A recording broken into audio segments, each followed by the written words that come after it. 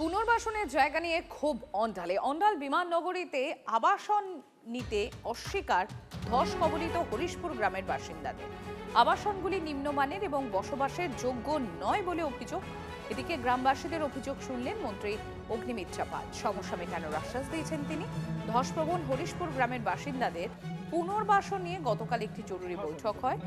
বৈঠকে ছিলেন মন্ত্রী অগ্নিমিত্রা পাল, রানীগঞ্জের বিধায়ক পার্থ ঘোষ, পশ্চিম বর্ধমান জেলার জেলা শাসক এস পুন্নাওয়ালম, ইসিএল এর উচ্চপদস্থ আধিকারিক সহ স্থানীয় প্রশাসন ও জনপ্রতিনিধিরা।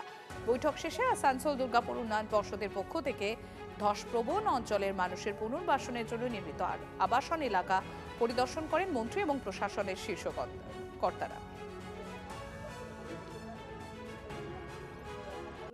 ন্যূনতম জিনিসগুলো প্রয়োজন, সেগুলো আমরা দাবি দাওয়া রেখেছি। যেমন ধরুন, একটা রিহ্যাবিলিটেশন সাইট দেওয়ার জন্য, গ্রামকে গ্রামের মতন পুনর্বাসনের সাইট এটা গড়ে দেওয়ার জন্য, যেখানে আমরা গ্রামটাকে আবার পুনরুজ্জীবিত করতে পারি এবং গ্রামের মানুষরা যেমন জীবন জীবিকা নির্বাহ করছেন ঠিক তেমনই যেন প্যারালালি করতে পারেন।